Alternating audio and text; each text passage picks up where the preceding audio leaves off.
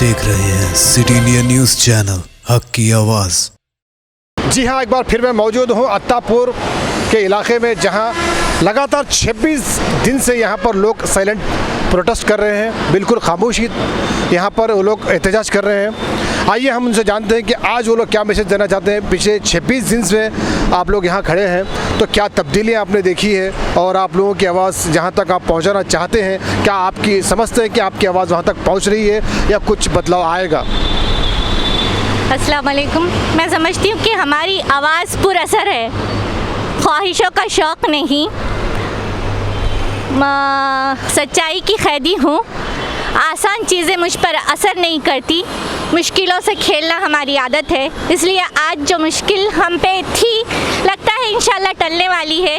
वैसे तो अल्फाज में केसीआर साहब ने हमें हिम्मत दी है, लेकिन वो हैंड राइटिंग में अगर दे तो बहुत अच्छी बात है, और हुकूमत की तरफ से ये बात हैंड राइटिंग में कही जाए तो और भी अच्छा होगा। हमारे लिए इत्मीनान की बात होगी। और ये जब तक सीए के ख़िलाफ़ जब तक हैंड राइटिंग में बात नोट नहीं की जाती, हम तक नहीं आती, जब तक हम ये एहतजाज जारी रखेंगे और इंशाल्लाह कोई भी चीज़ इस पर असर नहीं। और शुक्रगुजार हूँ मैं केसीआर साहब की कि उन्होंने ये तो तसल्ली दे दी कि उनके पास बर्थ सर्टिफिकेट नहीं है, लेकिन उसका इफ़ेक्ट उनको नहीं पड़ता। आम पब्लिक को ये सब चीज़ों का इफ़ेक्ट पड़ेगा, क्योंकि उनके बर्थ सर्टिफिकेट पे इतने ज़ोरदार तरीक़े से मतलब उनसे मांग नहीं होगी जितनी आम जनता से होगी, जितनी आम लोगों से होगी। इसलिए सिर्फ ये बार बार ये कहना पड़ रहा है कि ये सिर्फ मुसलमानों का मुद्दा नहीं है, ये हमारे जो भी माइनॉरिटी में आते हैं, सिख, ईसाई, बुद्ध वगैरह, सबका मसला है। इसको मज़हब में मत बांटिए, इसको मज़हब में मत बांटिए, क्योंकि ऊंची सरकारों से क्या लेना, ऊंचे दरबारों से क्या लेना, नंगे भूखे बेचारों से क्या लेना, अपना मालिक अपना खालिक एक है, आती जाती सरकारों से क्या लेना, ये कहना चाहूँगी। और चलिए, जो भी बात है केसीआर साहब और हमारे MIM पार्टी के लीडर्स वगैरह, चलिए अच्छा काम कर रहे हैं, आकर हमारा साथ तो नहीं दे रहे हैं। अच्छा होता अगर वो लोग MIM पार्टी से कोई आकर हमें वुमेंस डे पे हमें विश करते तो हमें और अच्छा लगता।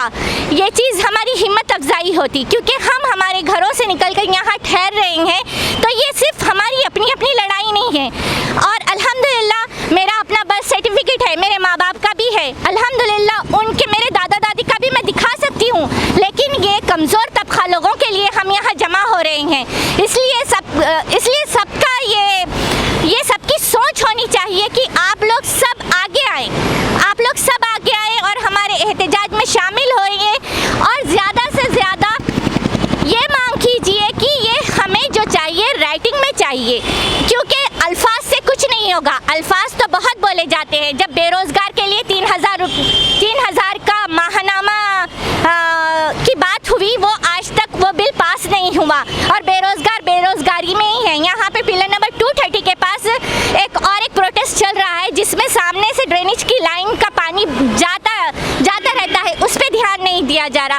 ऐसे छोटी चीज़ों पे ध्यान दीजिए और शहर को रहने के काबिल बनाइए। ये नहीं कि लोग यहाँ डर के रहें, और जहाँ पे भी साइलेंट प्रोटेस्ट हो रहा है उसको चलने दीजिए। पुलिस उसका मतलब वो लोगों का साथ दे, उन लोगों को परमिशन दे, मैं ये चाहती हूँ। तो देखा आपने, लोग अभी भी अपनी आवाज़ को दबाना नहीं चाहते और रोकना नहीं चाहते। लगातार वो इसीलिए यहाँ पर खड़े हैं कि हम आवाज़ सुनाने के लिए आए हैं सरकार को, हम आवाज़ अपनी सुना कर रहेंगे। अब जैसा कि देख रहे हैं, ये लगातार 26 दिन से लोग यहाँ पर अपने काम काज सब छोड़कर ये 8:30 से 9:30 तक यहाँ पर अपना साइलेंट प्रोटेस्ट करते हैं। इस वक्त मैं मौजूद हूँ पिलर नंबर 230 अत्तापुर, जहाँ पर एक और साइलेंट प्रोटेस्ट लगातार 12 दिन से किया जा रहा है। ऐसे तो सारे शहर में हर तरह के अपने अंदाज में लोग प्रोटेस्ट कर रहे हैं और इस प्रोटेस्ट में बिजी हैं, और देखा जा रहा है कि ज़्यादातर इसमें औरतें यानी ख़वातीन आगे बढ़कर आ रहे हैं। और आप जिस तरह से यहाँ देख सकते हैं, यहाँ पर छोटे बच्चे भी अपने इस वक्त जो पढ़ाई का वक्त होता है, खाने पीने और सोने का आराम का वक्त होता है, वो छोड़ छाड़ कर यहाँ पर अपने फैमिली के साथ या अपने जो भी रिश्तेदार हैं, अड़ोस पड़ोस, उनके साथ यहाँ पर आए हैं। तो सबसे पहले हम बच्चों से पूछेंगे कि बेटा आप लोग बताइए, आपका नाम और आपकी उम्र बताएं पहले आप। मेरा नाम मसरत बेगम है मेरी उम्र 12 साल है और मैं हमारे संविधान बचाने के लिए मैं ठहरी हूँ। आपको अच्छा लगता है यहाँ पर आके ये डेली ऐसा ठहरना? नहीं ठहरी, अच्छा नहीं लगता। आप बताएं आपका नाम? मेरा नाम इशरत बेगम है और मेरी उम्र 12 साल है और मैं संविधान बचाने के लिए इधर आई हूँ। अच्छा, आप कौन सी क्लास में पढ़ते हैं? मैं 6th क्लास में पढ़ती हूँ। अच्छा लगता है आपको? अच्छा लगता है यहाँ पर ठहरना? नहीं। आप बताइए, आपका नाम बताइए। मेरा नाम मैमुना बेगम है, मैं 11 साल की हूँ और आपको अच्छा लगता है यहाँ पर आकर रोज़ ठहरना है सर? तो क्या करना चाहिए हुकूमत को? ये एनआरसी सब वापस ले लेना चाहिए। देखिए, बच्चे तो अपना ख्याल इजहार ख्याल कर रहे हैं। चलिए, यहाँ मौजूद बड़े जो लोग हैं उनसे जानते हैं। बताइए, आप यहाँ इतनी मुश्किल से यहाँ रोज़ आके 12 दिन से खड़ी रह रही हैं अपने घर का काम काज वगैरह सब छोड़कर, तो आपको क्या लगता है यहाँ पर ऐसा आना कैसा लगता है? जी अस्सलाम वालेकुम। यहाँ पर आके ठहरना कोई हमारी वो नहीं है, हम अपने संविधान के लिए ठहरे हैं यहाँ पर। केसीआर साहब को थैंक्स करते हैं और असम्बली में जो बात कही है उसकी वजह से हम बहुत खुश हैं और हम चाहते हैं कि सीए एनआरसी ये यहाँ पर ना हो और हम उनसे बस यही चाहते हैं कि वो कहे असम्बली में कि ये ना हो, बस हम यही चाहते हैं। बस यही हर किसी का, हर एहतजाज में जहाँ जहाँ भी एहतजाज हो रहा है, चाहे वो आवाज़ के साथ हो या खामोशी से हो, हर कोई यही चाहता है कि हमारे जो केसीआर साहब है वो हमारा साथ दे और वहाँ पे आवाज़ उठाए जहाँ असम्बली में आवाज़ सबको सुनाई जाती है कि हम आपके साथ हैं, हम ये जो एक्ट है CAA NRC और NPR हम वो आने नहीं देंगे। बस इतना कह दीजिए, हम हमेशा से हम आपके साथ हैं और आगे भी साथ रहेंगे। आइए, और भी कुछ लड़कियाँ हैं वो भी कुछ कहना चाहती हैं। आपका नाम बताएँ? मेरा नाम उमरा इफ़त है। क्या कौन सी क्लास पढ़ रहे हैं आप? 8th क्लास में। आपकी क्या उम्र होगी?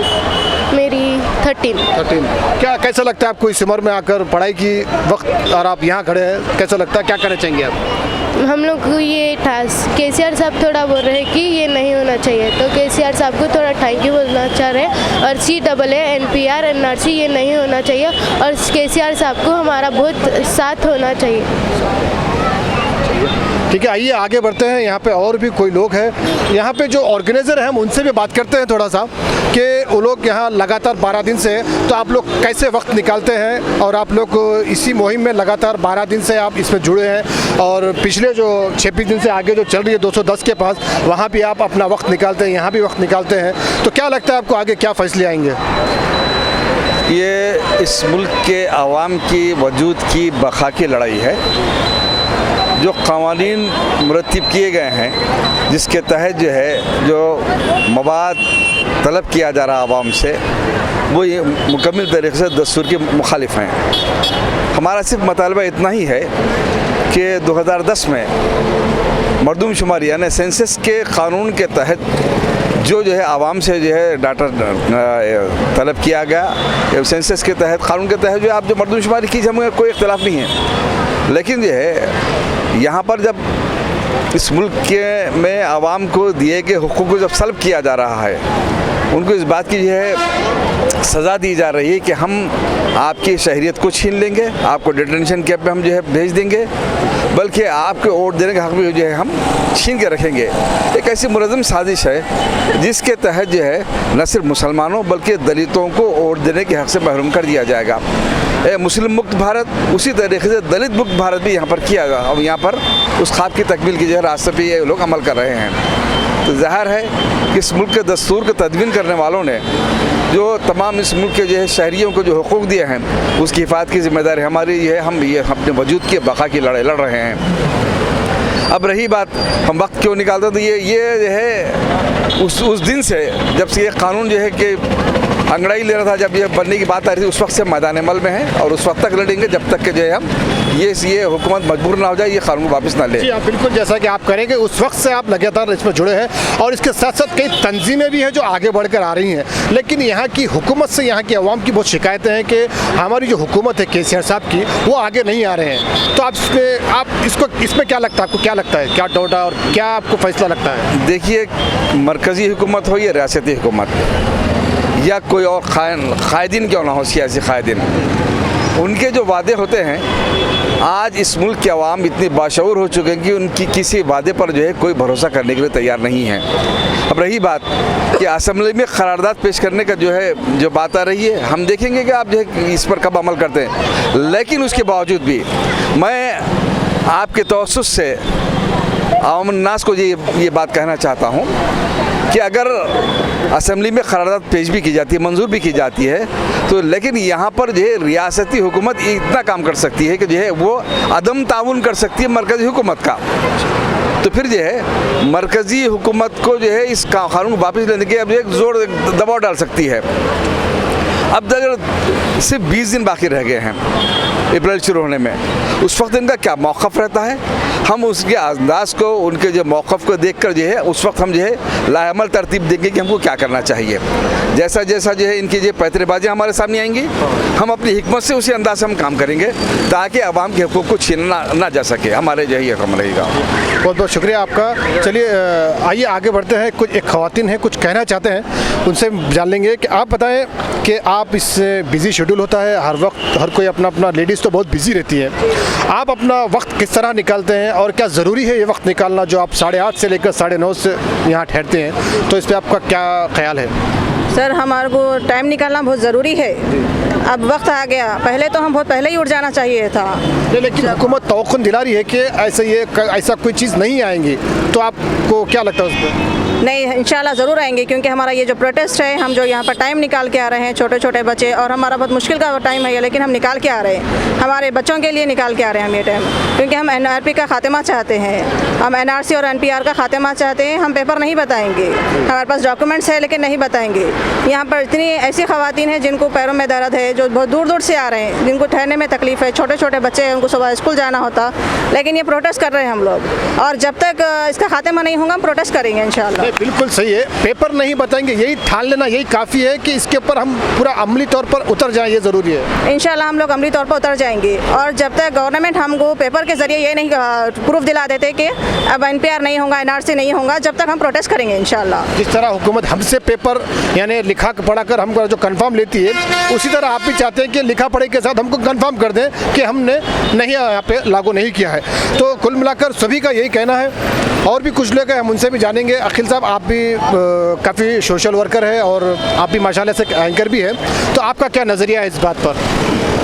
मेरा नज़रिया यही है कि ये मुल्क हिंदुस्तान जो है, जिसे सोने की चिड़िया भी कहा जाता है, लेकिन अब आप गौर से देखिए इस सोने की जो चिड़िया है इसका क्या हाल बना दिया है और हुकूमत ने।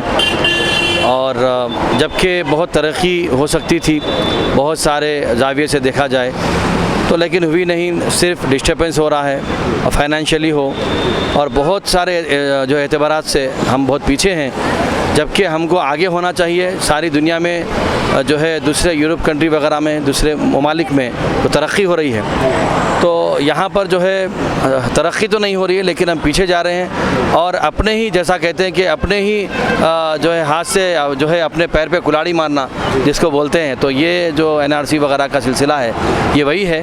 और जैसा कुछ देर पहले आपका सवाल था, तो उसका जवाब यही है कि हुकूमत इंशाअल्लाह जब ये जो है ऐलान पेपर के ज़रिए से बिल्कुल जो है वाज़े तौर पर कर देगी और हमें यकीन दिलाएगी इंशाअल्लाह, और उस पर इंशाअल्लाह अमल होगा। जब ये प्रोटेस्ट भी जो साइलेंट प्रोटेस्ट है और बिल्कुल जो है मुनज़्ज़म तरीक़े से, बहुत जो है क्या कहना चाहिए, दुआया अंदाज़ में, खामोश अंदाज़ में ये प्रोटेस्ट चल रहा है। और तो हमारे यही ख्यालात हैं, मासूम से बच्चे भी हैं यहाँ पर, सभी की ये दुआ भी है, ये कोशिश है, और हर एक में जज्बा होना चाहिए, लेकिन जज्बात को काबू में रखते हुए ये साइलेंट प्रोटेस्ट चल रहा है। और हमें उम्मीद है अल्लाह की ज़ात पाक से इंशाअल्लाह कि जो हम सबको कामयाबी मिलेगी, और फिर से ये मुल्क जो है जो सोने की चिड़िया है, इंशाअल्लाह उसी अंदाज़ में इंशाअल्लाह हमको नज़र आएंगे। बिल्कुल बिल्कुल, उम्मीद पे ही दुनिया कायम है, और शिकायत भी उन्हीं से है, हिदायत भी उन्हीं से है। पढ़ना और लिखना दोनों भी इम्पॉर्टेंट है, बट यहाँ पर हम लोग इसीलिए ठहरे हैं क्योंकि हमें NRC और NPR और CAA का बाइकआउट चाहिए, क्योंकि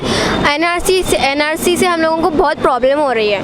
हम लोगों की पढ़ाई, हम लोग अपनी पढ़ाई को देखते हुए, लेकिन हम लोगों को ज़्यादा उस पर फोकस नहीं हो रहा हमारा, इसीलिए हम लोगों को डिस्टर्ब हो रहा है। तो हम लोगों को मेरा एक मोदी सर से क्वेश्चन है कि हम लोग एक प्लॉट खरीदेंगे, सपोज हम लोग एक प्लॉट खरीदेंगे, हम लोग अपनी मेहनत की कमाई से वो खरीदेंगे, लेकिन वो हमें वो फैसला करेंगे कि हम इस घर में रहेंगे या फिर नहीं। वाई? हमें इसका आई होप कि वो आंसर देंगे मुझे इसका। एंड मुझे इससे एक रिक्वेस्ट है कि वो एनआरसी को ख़त्म कर दें, इस मैटर को कंप्लीट कर दें, इस मैटर को क्लोज कर दें, बाद में से कभी ओपन ही ना करें। ताकि जैसा कि जिस तरह से 1955 में रोका था, फिर आपने उसको वापस लिया है, तो अब जो आप शुरू करेंगे तो ख़त्म ही कर दें, आपका ये कहना है। तो चलिए, बिल्कुल हर कोई चाहते हैं, हर कोई यही मांग है, हर चाहे वो छोटे छोटे बच्चे हो या फिर बूढ़े बड़े, औरतें, फिर मर्द हो, ख़वातीन हो, जो भी हो, सब यही चाहते हैं, यही उनकी मांग है, यही उनकी डिमांड है हर प्रोटेस्ट में हर किसी की। जैसा कि मैंने पहले ही बताया कि शिकायत भी उनसे है, हिदायत भी उन्हीं से है। तो अब वो सोचना है कि आवाम के साथ क्या फ़ैसला करें, अच्छे वाला करें या फिर ऐसे इसी तरह जो लोग अपना घर दार छोड़कर इस वक्त यहाँ खड़े हैं ये फ़ैसला करें। इस पर हुकूमत को गौर करना चाहिए। कैमरामैन जॉन के साथ मैं Zafar Khan, city India news के लिए हैदराबाद से। दोस्तों, अगर आपको हमारी न्यूज़ और एंटरटेनमेंट तमाम प्रोग्राम पसंद आते हैं तो फिर लाइक करें, शेयर करें और सब्सक्राइब करें, और हाँ, बेल आइकन दबाना ना भूलें ताकि आप हमारी हर न्यूज़ और हर एंटरटेनमेंट प्रोग्राम से अपडेट रहें। देखते रहिए सिटी इंडिया न्यूज़, हक की आवाज़।